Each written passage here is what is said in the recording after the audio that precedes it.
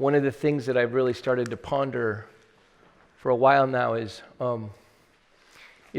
like a simple question. What is it to share yoga rather than teach it? I think this is really important. Right? That simple distinction, the idea that you're holding knowledge and then distributing gems of knowledge to whoever you're helping. Think about what that does to the dynamic. That dynamic doesn't change just because you have good intention either. If you think you're holding knowledge that you're trying to pass on, if you think you're trying to, I think that especially in a relationship with someone who's suffering a lot, that you've got to figure out how to share the insights way more, not just lead them. And this will actually, I think, is the key, being able to share yoga rather than teach it, I think is the key to actually you sustaining. Right? You actually receiving in the dynamic.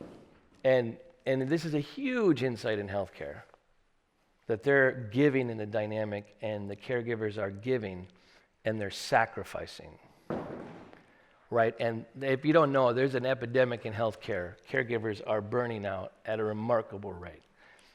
Instead of burnout, we try to say compassion fatigue, right? That they're just wasted and it's getting worse. And so I'm in there trying to figure out how to help them give and receive while they're actually giving. And that's a mind-body insight. That's not something you do up here. So this idea of being able to share what you know in a way that actually you're sitting metaphorically shoulder to shoulder with somebody as opposed to across from them. And I know we all intend that. There's an art to knowing how to do that. And that's one of the things I hope you explore for your own case, not because it's what you should do. Now this is my other kind of more big stroking comment, is that I believe in the underlying realization of yoga. I believe that if we don't get it out there, the planet's going to destroy. So you matter, right? This is like game's up, right? We got to figure out how to do this. If it becomes a moral issue, if you step into spaces thinking that yoga, the underlying insight of yoga is a moral thing, guess what's not going to catch hold? Now, it could be that the underlying yogic realization, which I think does actually eventually lead to different actions and right action. But when you're trying to share it, if it becomes something that is moral, this culture is not going to swallow it. They're going to spit it out. They're going to find conflict with what you're teaching. Right? So I really want, and I also think having the underlying insight be a moral one about the things that matter about it is like how you eat, all those things that matter, right? If you do that, you're going to burn out too. And then you're going to be teaching knowledge as opposed to sharing yoga. So I think this is I hope that one's something to ponder. I've been trying to figure out, one of the greatest ways to incite hate is to make it a moral issue. It allows people to go unconscious. Do you remember Cecil, the lion that got shot, and you saw the reaction to that? Which scared you more? The reaction to Cecil getting shot or Cecil getting shot? The reaction scared the living daylights out of me. That was quick, and I felt it at first too. I felt that wave of absolute disgust. Because the guy's from Minnesota, where I'm from. Like his people boycotted his business, they threw rocks at his car, they got really ugly, right? And it's like, whoa, something's gone wrong. It's a great way to incite hatred, is to say this or that. It's got to be this. So that's one of those things. All right. So what does it mean? So what does it mean to share yoga? One of the things that I was thinking about just as a line I was writing this morning, or actually last night, I think it's about being company. I think it's being able to share the sensation of unity that is simultaneous with suffering. So that means, if you think about that being able to share the sensation, the transcendent sensation of unity in the presence of suffering, the only way you could ever do that is if you were on a level playing field with the person. That's the only way. Right? You can't, there is no solution here. It's different than that. So I actually think that that's one way to think about what we're doing and what it takes to be of service. So I'm going to read something I've only read once out in public. This is from the book I'm working on right now. So one of the questions, I want to, so what is it that we're supposed to share? Here's the intro to the book I'm working on, and please don't ask me when it's going to be done. Of course it's coming. Of course it's coming. It's always coming. That is the way of things. The October sunlight travels through the yellowing leaves, illuminating their translucent flesh while outlining their subtle veins of nourishment. The gentle wind challenges their connection to the branch and sometimes makes the leaves flutter slowly to the ground. Everything keeps changing. I am starting another part of my story right now, right here amidst the change. The sunlight in combination with the leaves is beautiful, and the moment is right. I can almost see the sun's luminous shape, but the leaves shield me from hurting my eyes. This is necessary for the journey. Exposure and sunlight at the same time. Exposure and protection, pardon me. This is necessary for the journey. Exposure and protection at the same time. The sunlight to illuminate, stories to realize. I live and die a secret, but then so do you. Some part of us will never be truly known, truly seen, truly met, or completely embraced. This part aches and yearns and wonders and is uncertain. I know you have this part too. I can feel it. In my struggle, I can feel you everywhere, see you everywhere. There is more to you than you can touch. We share the same story. This book aims to keep that part of us company. We are all made up of some combination of the visible and the invisible, of the tangible and the intangible. Part of us feels lonely, part of us feels connected. This is the human condition and the story we all share. This truth renders us all seekers. We look for connection, for purpose, for meaning, for some sort of organizing principle. Perhaps for you it's love or divine connection, or money or safety or adventure, but it's always something. We seek to balance the part of our awareness that falls inwardly and away from the world with the way our lives are lived outwardly. I know you sit sometimes in quiet moments and wonder why you do the things you do. I know that your feelings get hurt and nobody notices. And I know that you love, for if you do not, you are truly lost. Everyone's experiences is rich. Everyone's life is rich with experiences. Far too many, however, slip through our faltering memory because we fail to notice them. We never let them become stories. Human beings are story makers. This is one of the ways we transcend the irreversible passing of time. We tell stories to solidify what no longer exists. Unfortunately, recognizing one's own story is a difficult and ever-changing task. Luckily, we can find ourselves in the story of others. In my first book, Waking, a Memoir of Trauma and Transcendence, I wrote that I was not looking for answers. Rather, I was seeking to appreciate and believe in my own experience. I told the story of an innocent 13-year-old boy who survived a catastrophic accident that left him paralyzed from the chest down, who eventually reconnected to his whole body through the practice of yoga, and who even became a father. In this book, I'm going to share my adult story of seeking. I'm going to share what living with trauma, paralysis, and yoga reveals about the human metaphysic, about being alive alone and intimately connected to a much larger existence. I will tell the story of an adult who, like you, lives and dies a secret in a world that is beautiful and precious and heartbreakingly out of joint. My goal is that you recognize yourself in my story, in my musing, not in the details, but in the feelings, the knowing without knowing. We feel and sense so much without being able to express it in words. This is the beginning of story making and of waking again.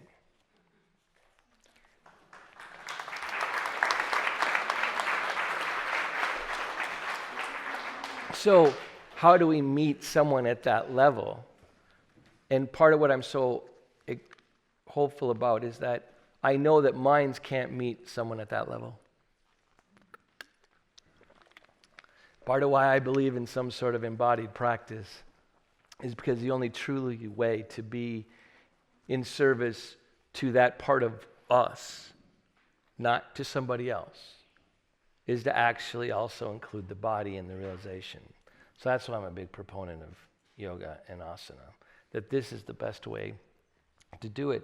So just for a second, so there's a mind-body truth that, and we're going to have to spread out in a little bit, but that I think is, I said it last night, support the spine, ease the mind.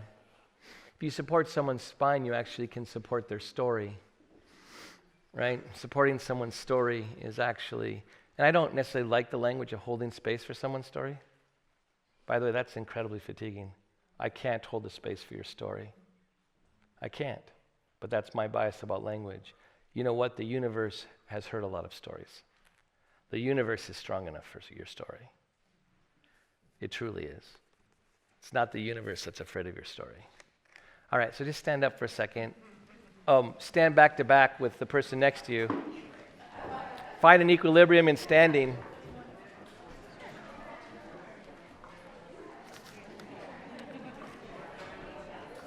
If you don't, it's not quite as warm, but you can lean against a wall too, if you don't want to stand back to back.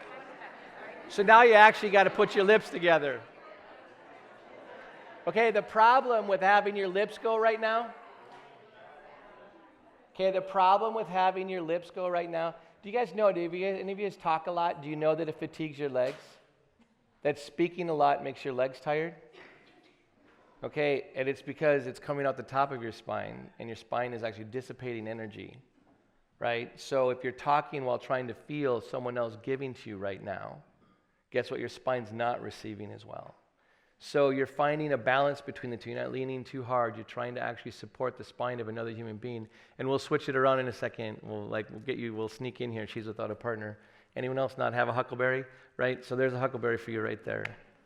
Okay? So stand back to back. And one of the hardest things as someone that wants to pathologically give, which is you, is that it's really hard for you to receive.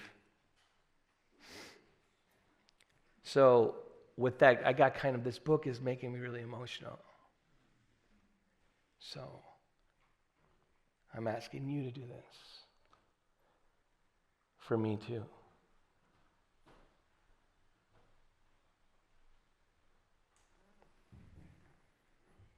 Do you know how to let in?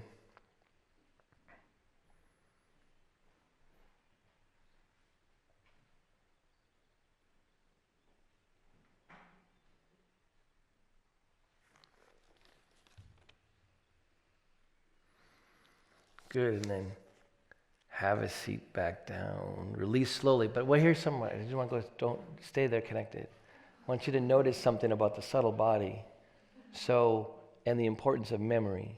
So I want you to move about an inch or two apart, but I want you to stay connected through the energy, through the empty space. So move a little bit apart, but stay open to the sensation of support. This is a skill that we have to teach in healthcare. We have to let them receive while they're giving. But the conditions in healthcare aren't allowing for receiving. So we have to teach it to them transcendently. Stay open. Even, you miss the warmth, so keep feeling the warmth, but you can actually feel the person still there.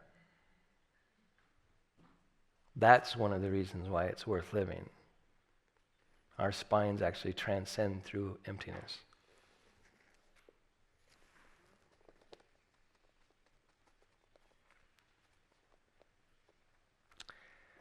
All right, and then have a seat down. And if you're thinking that's a little weird, just start practicing it.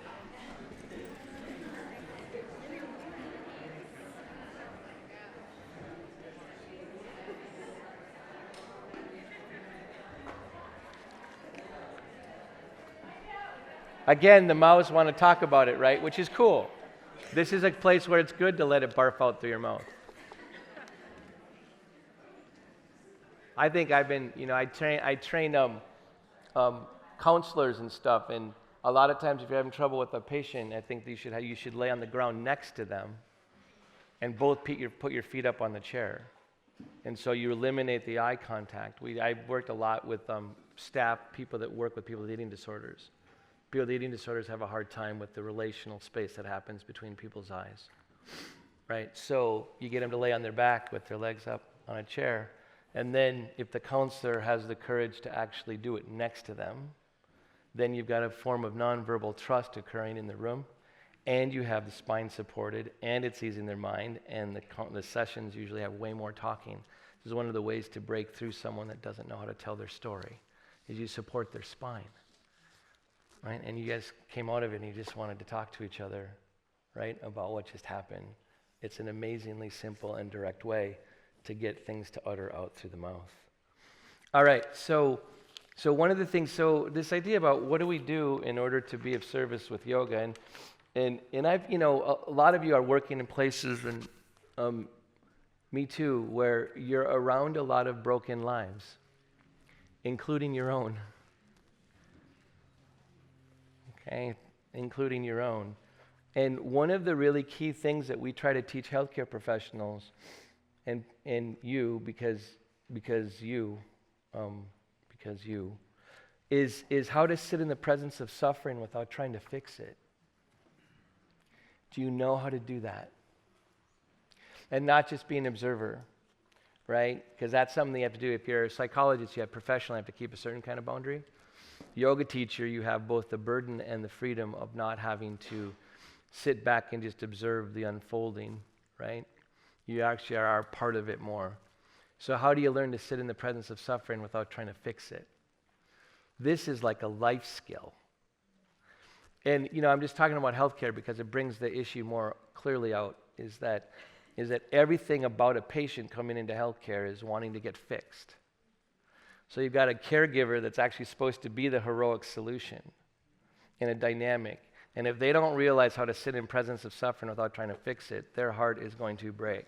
Or they're going to steal it down into like lead, right? And you see both happen. You see both ways happen. So this idea of, we try to teach a lot about compassionate boundaries and what that means, but compassionate boundaries that don't just come from the head, right? Like, how do you teach compassionate boundaries? How do you teach boundaries without having to be something they assert? Because I don't know if you haven't thought of it about this way, but if you try to push something away, that's the surest way it's going to come in, right? You know what I'm talking about? You try to push thoughts out of your mind, guess what's going to happen? Whoo! Right? So you've got a lot of people trying to assert boundaries, which is why they're dreaming about their patients at night, because they're trying to, and they're using more plastic gloves, and they're trying to keep a certain kind of distance, and that's actually making sure that it stays in their mind-body relationship, and they're bringing it home and dreaming about it, right? And so it's funny about how you figure out boundaries, how you allow them as opposed to assert them. So this idea of sitting in the presence of suffering, and I've made a joke out of it last night, like, let the person suffer first before you try to help. Remember the joke last night? Yeah, that wasn't just a joke. Like, how do you allow, what is it that you're afraid of?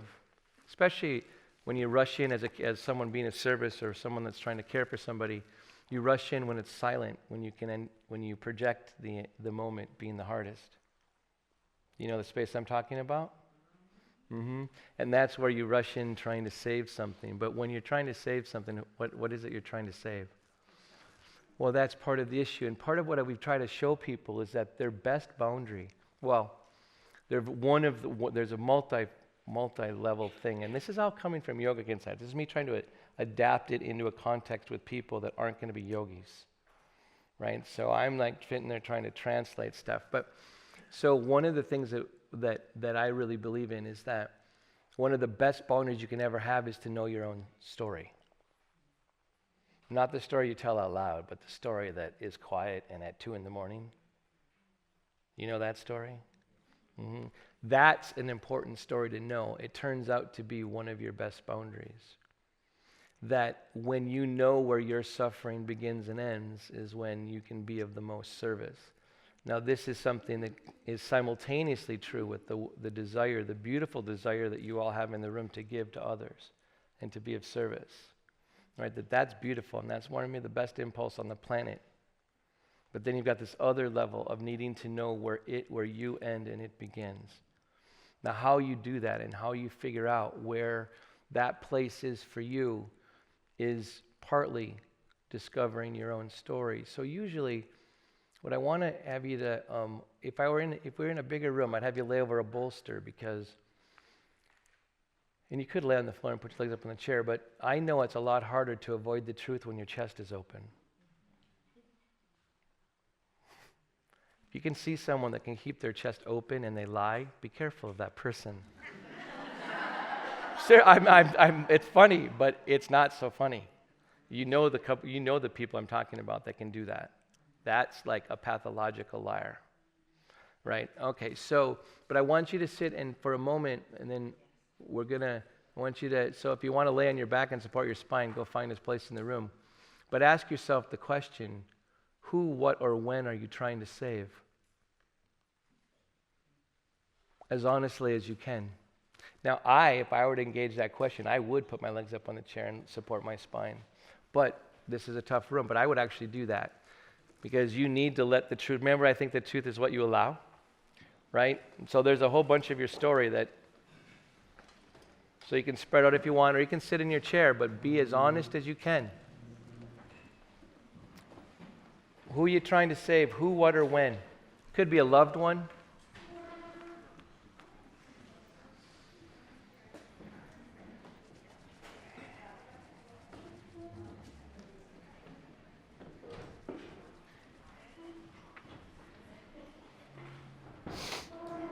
It could be the person that was told their whole life growing up that they weren't enough, that they weren't good enough.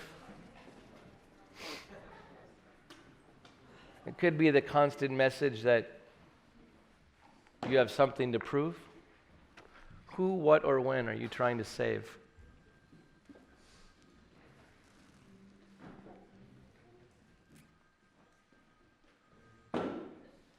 Maybe you're saved by the bell. Thank God I got the phone call. This one person thinks.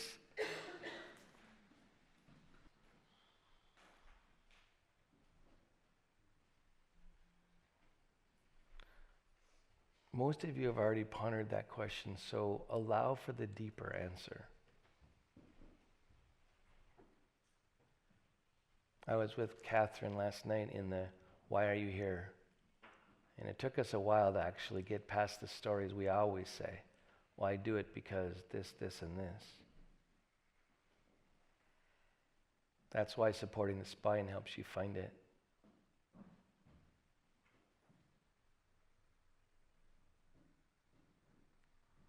The thing about givers is that they're willing to put the spotlight on everyone else's story.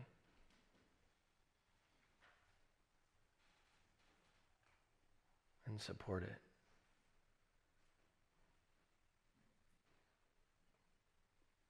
But not their own.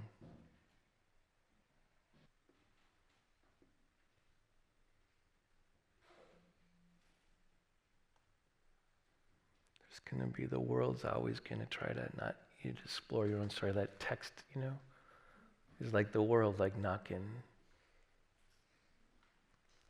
trying to make you believe that you don't have time for your own story. It's not true. So whatever you come up with today, it's enough. You may come up with nothing. You have no story today.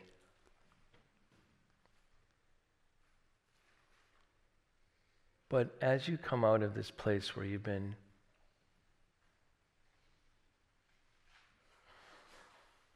allowing, especially if you're on the floor, as you come off the chair and try to move gently with your story. You're so willing to move gently with everyone else's story, but not so gentle with your own.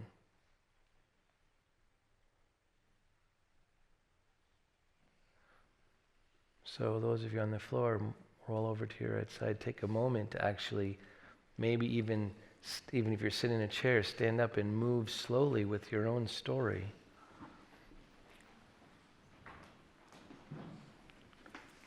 Right? And so here's the deal, the world, I say this again, the world has heard a lot of stories. Self-reflect implies self-allow. Okay, so you have to allow the truth of your story. Surprisingly, although you might feel a little more raw, this is your best boundary. The space that you're holding inside, afraid of that story, is actually the place that has to more open. So the emptiness in you doesn't get sticky. It'll be sticky if you try to hold control over it. One of the things about my life, and if you read Waking, there's a lot in it. A lot of things have happened. But one of the great things, and you've seen it here because I get choked up, I'm a little more raw right now, is that I'm not afraid of my own sadness. I know it's here, it's going to come, it's going to keep coming. If you're afraid of your own sadness, you're actually going to have a hard time being of service. So with some of you that had tears, so I hope you can help yourself and also then eventually help someone else to know the difference between tears of annihilation and tears of cleansing. It's a huge distinction. The tears you had, I hope you realize today, are tears of cleansing. So many people think tears are of annihilation. Oh, thank God you cry. Can you believe that when you're sad, your brain returns water to the world?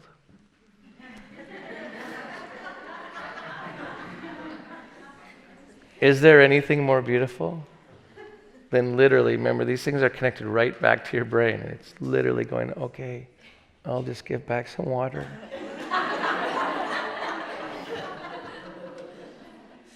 But some of you don't know for sure that your tears won't annihilate you. And I do think this is the key to a boundary. When the boundary is an open one, you're stronger if you feel more.